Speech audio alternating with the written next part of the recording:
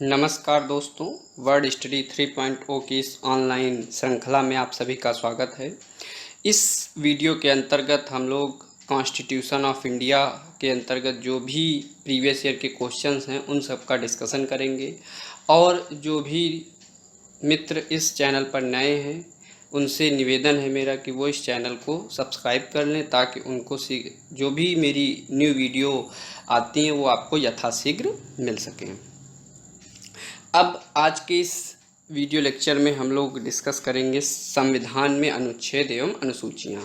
तो दोस्तों, मैं आपको बताना चाहता हूं कि मैं इसको विगत 2 वीडियो में इस टॉपिक को और डिस्कस कर चुका हूं, क्योंकि जब तक इस टॉपिक के सारे प्रश्न प्रीवियस ईयर के नहीं कंप्लीट हो जाते तब तक ये आपको पार्ट वाइज मिलता रहेगा। तो उसी सिलसिले में उसी कड़ी को आगे बढ़ाते हुए आज हम फिर से इसी टॉपिक पर दोबारा से हाजिर हैं, जिसमें टॉपिक का नाम है संविधान में अनुच्छेद और अनुसूची। तो आइए इस पर हम लोग डिस्कस करना प्रारंभ करते हैं।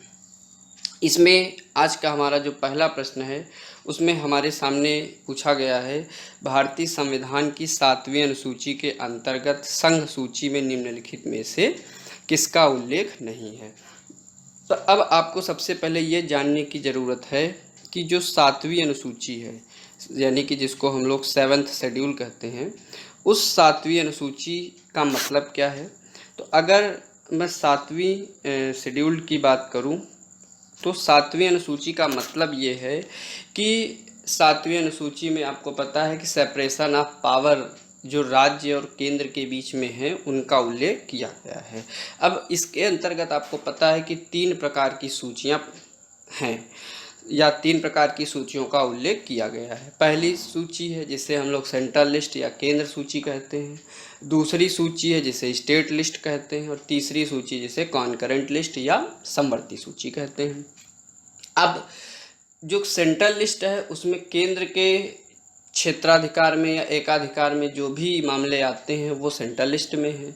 इसके अतिरिक्त जो स्टेट लिस्ट है उसमें जो भी मामले आते हैं वो राज्य के एकाधिकार में आते हैं, राज्य के क्षेत्राधिकार में आते हैं।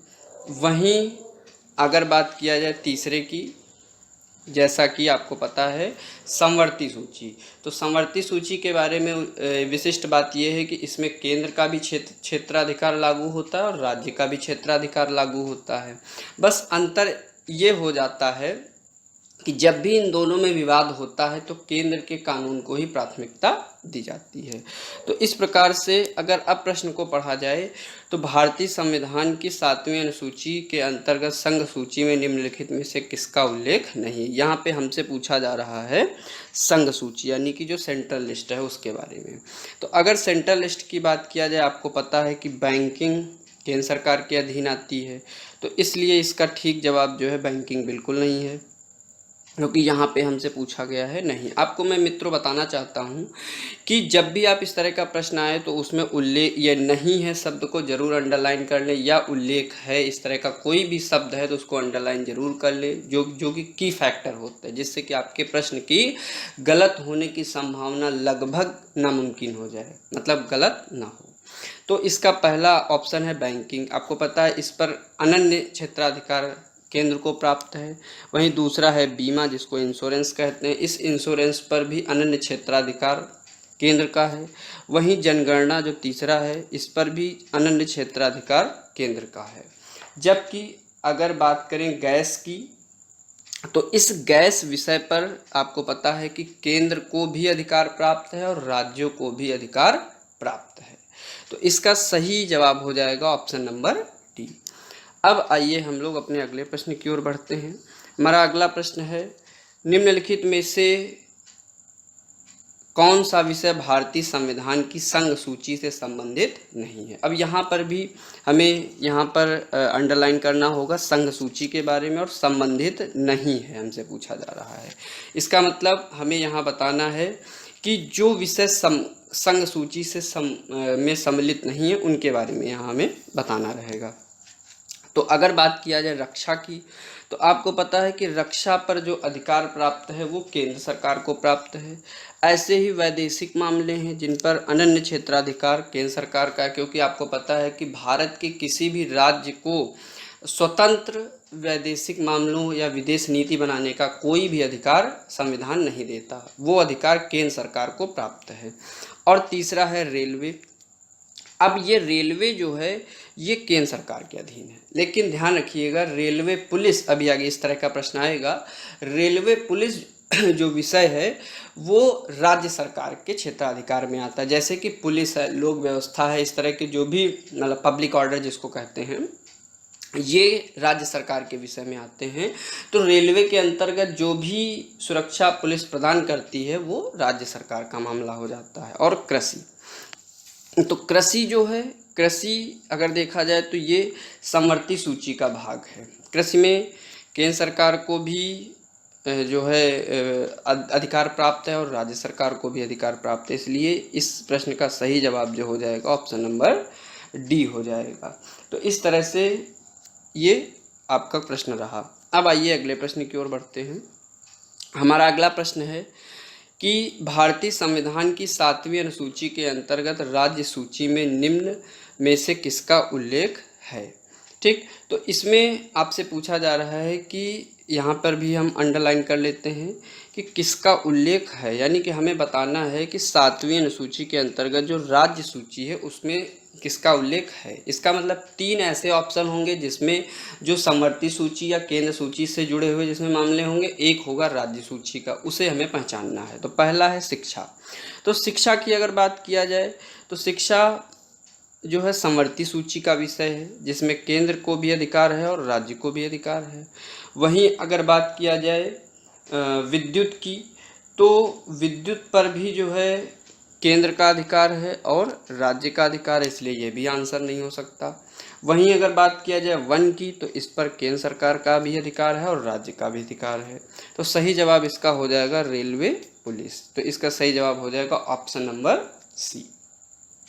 तो इस तरह से जो है ये बात आप ध्यान रखेंगे कि संघ सूची के अंतर्गत इसमें क्या नहीं आएगा। ठीक, अब आइए अगले प्रश्न की ओर हम लोग बढ़ते हैं। अगला प्रश्न है कि पंचायती राज विषय निम्नलिखित में से किस सूची में सम्मिलित है। तो अगर पंचायती राज की बात किया जाए, आपको पता है कि 73वें संविधान संशोधन 1992, मैं यहाँ लिख देता हूँ 73 कॉन्स्टिट्यूशन अमेंडमेंट एक्ट 1992। ठीक, तो इसके अंतर्गत जो है आपको पता है कि 73वां संविधान संशोधन किया गया और इसके द्वारा ही पंचायती राज विषय को संविधान में जगह प्रदान की गई। तो अगर बात किया जाए कि पंचायती राज में कौन से विषय शामिल नहीं हैं, तो पंचायती राज जो है किस सूची में आता है। तो पंचायती राज की अगर मैं बात करूं तो ये जो है संघ सूची में जो है इसको अधिकार प्राप्त नहीं है, केवल संघ के पास इसका अधिकार नहीं है, मतलब या संघ के पास मैं कहूँ दूसरी भाषा में तो संघ को इस पर अधिकार नहीं प्राप्त है। दूसरा है राज्य सूची, तो इसका सही जवाब हो जाएगा राज्य सूची। जो है राज्य सूची के अंतर्गत पंचायती राज को रखा गया है। अगला है समवर्ती सूची। तो समवर्ती सूची जब मतलब समवर्ती सूची में इसको नहीं रखा गया क्योंकि राज्य को या मैं कह सकता हूँ कि इस विषय को जो है समवर्ती सूची में नहीं है क्योंकि इस पर राज्य को केवल अधिकार प्राप्त है, ना कि केंद्र को प्राप्त है। तो ये भी इसका सही जवाब नहीं होगा और इसका सही जवाब मैं बता चुका हूँ आपको, ऑप्शन नंबर बी होगा। अवशिष्ट सूची जिसको रेसिडुअल लिस्ट कहते हैं, तो अब ये जो सूची है इसमें आपको पता है स्पेस जैसे मामलों को इसमें जगह प्रदान की गई है। तो इसका सही जवाब हो जाएगा ऑप्शन नंबर बी। अब आइए अगले प्रश्न की ओर हम लोग बढ़ते हैं। अगला प्रश्न है निम्नलिखित में से कौन सा विषय भारतीय संविधान की 7वीं अनुसूची की सूची 3 समवर्ती सूची में शामिल है। ठीक, मतलब निम्नलिखित में से कौन सा विषय भारतीय संविधान की 7वीं अनुसूची यानी 7th शेड्यूल की सूची 3rd में जो है शामिल है। तो अब इसकी बात किया जाए तो इसमें जो है पहला है दंड प्रक्रिया, तो इसका सही जवाब यही दंड प्रक्रिया ही हो जाएगा। जो है दंड प्रक्रिया जो है ये 7वीं अनुसूची की जो सूची 3 है उसमें यानी सूची 3 का मतलब कह सकते हो जिसको समवर्ती सूची कहते हैं। सूची 3 का मतलब है कॉन्करेंट लिस्ट, और इसकी जो है एंट्री नंबर 2 में जो है इसको जगह दी गई है, किसको, दंड प्रक्रिया को। अब पुलिस ये जो है राज्य के अधीन है, लोक व्यवस्था राज्य के अधीन है, कारागार राज्य के अधीन है। तो इसका सही जवाब हो जाएगा ऑप्शन नंबर ए। अब आइए अगले प्रश्न की ओर बढ़ते हैं।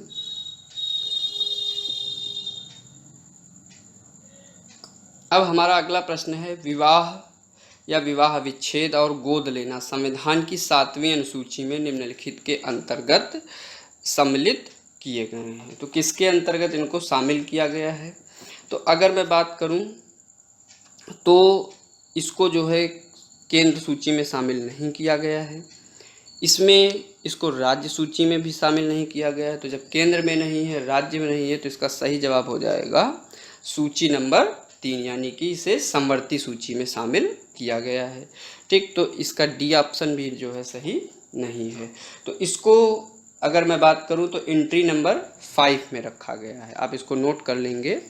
एंट्री नंबर 5 में जो है विवाह विच्छेद, गोद लेना यानी एडॉप्शन और मैरिज, इन सबको जो है समवर्ती सूची में रखा गया है। तो इस तरह से जो है इस प्रश्न का सही जवाब हो जाएगा ऑप्शन नंबर सी। अब आइए अगले प्रश्न की ओर बढ़ते हैं। हमारा अगला प्रश्न है, सरकारों द्वारा शुल्क एवं कर लगाने का अधिकार संविधान की किस अनुसूची में उल्लिखित है? तो अब इस प्रश्न में हमसे पूछा गया है कि जो सरकार हमारी शुल्क लगाती है और जो टैक्स लगाती है, यानी टैक्स हो गया और शुल्क यानी कि जिसे हम लोग चार्जेस कहते हैं, तो उस तरह की चीज़ें जो लगाती है उसका उल्लेख जो है संविधान की किस अनुसूची में दिया गया है? तो अब अगर इसकी बात किया जाए तो संविधान की जो है 7वीं अनुसूची में इसका उल्लेख किया गया है। मतलब इसमें 7वीं अनुसूची यानी जहाँ पर सेपरेशन ऑफ पावर है उसके अंतर्गत इसको रखा गया। तो इसका आंसर जो है ऑप्शन नंबर बी हो जाएगा। तो इसको आप लोग अपने ध्यान में रखेंगे। अब आइए अगले प्रश्न की ओर बढ़ते हैं। अगला प्रश्न है, निम्नलिखित में से कौन राज्य सूची में है? अब कौन है? तो राज्य सूची में रेलवे पुलिस है, तो यही पहला ही ऑप्शन मिल गया हमें। निगम कर सेंट्रल के पास है, जनगणना सेंट्रल के पास है, आर्थिक एवं सामाजिक नियोजन केंद्र के पास है। तो इसका सही जवाब हो जाएगा ऑप्शन नंबर ए। तो इस तरह से ये रहा। अब अगले प्रश्न की ओर हम लोग बढ़ते हैं। अगला प्रश्न है, भूमि सुधार जो है किस सूची के अंतर्गत इसे शामिल? क्योंकि भूमि सुधार को अगर मैं आपसे कहूँ तो भूमि सुधार को राज्य सूची के अंतर्गत रखा गया है। ठीक, तो इसका सही जवाब हो जाएगा ऑप्शन नंबर सी। अब आइए अगले प्रश्न की ओर बढ़ते हैं। अगला प्रश्न है, भारत के संविधान की किस अनुसूची में विभिन्न राज्यों में अनुसूचित क्षेत्रों के प्रशासन और नियंत्रण के लिए विशेष उपबंध हैं? मतलब हमें बताना है कि संविधान की किस अनुसूची में विभिन्न राज्यों में अनुसूचित क्षेत्रों के प्रशासन और नियंत्रण के लिए विशेष उपबंध किए गए हैं। तो अब जो अनुसूचित क्षेत्र हैं, अब जैसे आपको पता है 5वीं और 6ठी अनुसूची में उनके बारे में उल्लेख किया गया है। 5वीं में कौन से क्षेत्र हैं? तो असम, त्रिपुरा, इसके अलावा जो है मेघालय और मिजोरम, जिनको हम ATMM के नाम से जानते हैं। तो इन क्षेत्रों को छोड़कर जो भी जनजातीय प्रशासन होगा उसका उल्लेख जो है 5वीं अनुसूची में किया गया। तो यहाँ पर 5वीं अनुसूची दिया हुआ है, इसलिए इसका सही जवाब 5वीं हो जाएगा। अच्छा, एक बात और ध्यान रखने वाली है दोस्तों कि कभी भी 5वीं, इस तरह के प्रश्न में 5वीं और 6ठी अनुसूची एक साथ नहीं देगा, क्योंकि 5वीं में भी जनजातीय प्रशासन का उल्लेख है और 6ठी में भी जनजातीय प्रशासन का उल्लेख है। वो अलग बात है कि जो 6ठी अनुसूची है उसको स्पेशलाइज्ड किया गया है, स्पेसिफाई किया गया है। तो इस बात को आप ध्यान रखेंगे। तो इसका सही जवाब हो जाएगा ऑप्शन नंबर बी। अब आइए अगले प्रश्न की ओर हम लोग बढ़ते हैं। अगला प्रश्न है, संविधान की अनुसूची 6 में अनुसूची 6 इनमें से किस राज्य में लागू नहीं होती है? तो अभी मैंने बताया कि असम में लागू होती है, त्रिपुरा में लागू होती है, मेघालय में लागू होती है और मिजोरम में लागू होती है। तो 4 ऑप्शन ये हैं, मतलब 4 ये राज्य हैं। असम दिया हुआ है, इसका मतलब ये सही है तो ये गलत हो जाएगा। त्रिपुरा दिया हुआ है तो ये भी गलत हो जाएगा। मेघालय दिया हुआ है ये भी गलत हो जाएगा। इसमें प्रश्न के हिसाब से जो आंसर होगा वो ऑप्शन नंबर डी होगा। तो इस तरह से ये है, ये आप ध्यान रखेंगे। अब आइए अगले प्रश्न की ओर हम लोग बढ़ते हैं। अगला प्रश्न है कि भारतीय संविधान की छठी अनुसूची, ध्यान से समझेंगे, छठी अनुसूची निम्नलिखित में से किन राज्यों के जनजातीय क्षेत्रों के प्रशासन से संबंधित है। तो अभी मैंने इसके बारे में आपको बताया कि मेघालय, त्रिपुरा और मिजोरम, इसके संबंध में जो है ये अनुसूची, जो छठी अनुसूची है, ना कि पांचवी, ये ध्यान रखेंगे, पांचवी नहीं छठी है। तो इसका सही जवाब हो जाएगा ऑप्शन नंबर बी। अब आइए अगले प्रश्न की ओर बढ़ते हैं। अगला प्रश्न है, भारत के संविधान में पांचवी अनुसूची और छठी अनुसूची के संबंध में निम्नलिखित में से किस लिए किए गए हैं। निम्नलिखित में से किस लिए किए गए हैं, मतलब कौन से पांचवी और छठी अनुसूची में उपबंध दिए गए हैं। आप कह सकते हो तो अनुसूचित जनजातियों के हितों के संरक्षण के लिए। तो आइए आपको पहला ही जवाब मिल गया, लेकिन और भी देख लेते हैं। राज्यों के बीच सीमाओं के निर्धारण के लिए। आपको पता है कि जो राज्यों के बीच सीमा निर्धारण का काम है वो अनुसूची 1 में दिया गया, तो इसलिए जिसमें संघ है उसका राज्य क्षेत्र का उल्लेख है, तो पहला गलत हो जाए, मतलब बी ऑप्शन गलत हो जाएगा। पंचायतों की शक्तियों, प्राधिकारों और उत्तरदायित्वों के निर्धारण के लिए। तो अगर इसकी बात किया जाए तो ये भी जो है इसका सही जवाब नहीं हो सकता, क्योंकि जो पंचायतों की शक्तियां हैं वो 73वें, वो जो है आपकी 73वें संविधान संशोधन के द्वारा लाई गई हैं, लेकिन इनका उल्लेख 11वीं अनुसूची में है। ठीक, तो इसका भी जो है ये भी ऑप्शन सही नहीं है। इसके अलावा जो सीमावर्ती राज्यों के हितों के संरक्षण के लिए, ये जो है आपके ये भी जो है इसका उल्लेख जो है इसमें नहीं किया गया है। तो इस तरह से इसका सही जवाब हो जाएगा ऑप्शन नंबर ए। अब आइए अगले प्रश्न की ओर बढ़ते हैं।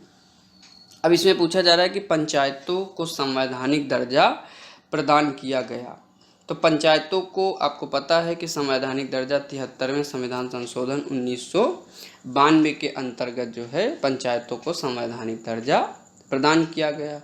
और इसके अंतर्गत संविधान में भाग 9, मैं लिख देता हूँ, पार्ट 9 को संविधान में ऐड किया गया 73वें संविधान संशोधन के माध्यम से।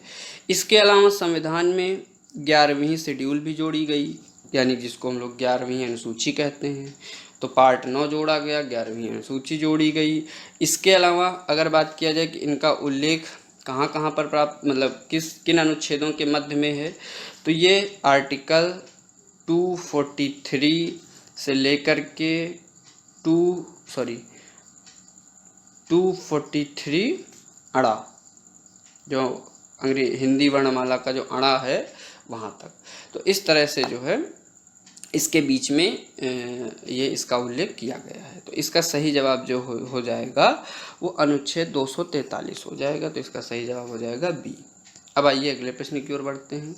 अगला प्रश्न है, संविधान की 11वीं अनुसूची निम्नलिखित में से किससे संबंधित है। तो 11वीं अनुसूची जो है आपको पता है कि पंचायती राज से संबंधित है, जबकि 12वीं अनुसूची नगर पालिका से संबंधित है, या जो आपका लोकल गवर्नेंस इन सिटीज़। ठीक, तो इस तरह से इसका सही जवाब हो जाएगा ऑप्शन नंबर बी। अब आइए अगले प्रश्न की ओर बढ़ते हैं। अगला प्रश्न है, राष्ट्रपति के सिफारिश के बगैर कोई विधेयक जो कर लगाता है विधायिका में नहीं रखा जा सकता। यह प्रावधान भारत के संविधान के किस अनुच्छेद के अंतर्गत आता है। अब मैं आपको एक बात बताना चाहता हूँ कि कोई भी विधेयक जब जिससे कर इम्प्लीमेंट होता है, वो चूंकि आपको पता है कि एक धन विधेयक होता है, और धन विधेयक जो होता है वो आर्टिकल 110 के अंतर्गत आता है। और 110 में जो भी धन विधेयक होते हैं उनको राष्ट्रपति की सहमति मिलनी बहुत ज़रूरी होती है, क्योंकि उनको राष्ट्रपति की सहमति से ही प्रस्तुत किया जाता है। तो इस तरह का प्रावधान जो है अनुच्छेद 117 में किया गया है। तो इस बात का आप ध्यान रखेंगे कि अनुच्छेद 117 में यह प्रावधान है कि वह विधेयक जो कर लगाता है वो राष्ट्रपति की सिफारिश के बिना विधायिका में या संसद में नहीं रखा जा सकता। अच्छा, धन विधेयक के बारे में एक प्रावधान ये है कि धन विधेयक को केवल लोकसभा पारित करती है, जबकि राज्यसभा की इस पर सहमति अनिवार्य नहीं है। हालांकि वो दे सकती है अपनी सहमति, लेकिन कोई अनिवार्य नहीं। 14 दिनों के लिए वो अपने पास रोक सकती है, फिर उसके बाद वो उसको वापस करना होता है।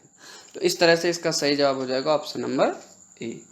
अब आज के प्रश्नों की जो श्रृंखला है वो यहीं पर संपन्न होती है, और मैं ऐसी अपेक्षा करता हूं कि आपको यह प्रश्न समझ में आए होंगे, और आप इस वीडियो को बार बार देखिए ताकि जो है आपकी एक प्रैक्टिस बनी रहे। और जो भी मित्र इस चैनल पर नए हैं वो कृपया उनसे निवेदन है कि इस चैनल को सब्सक्राइब कर लें और अपने मित्रों को भी शेयर कर दें, ताकि वो भी जब परीक्षा हो तो वो भी इन प्रश्नों की प्रैक्टिस कर सकें और इसका लाभ उनको भी हो सके। Thank you very much.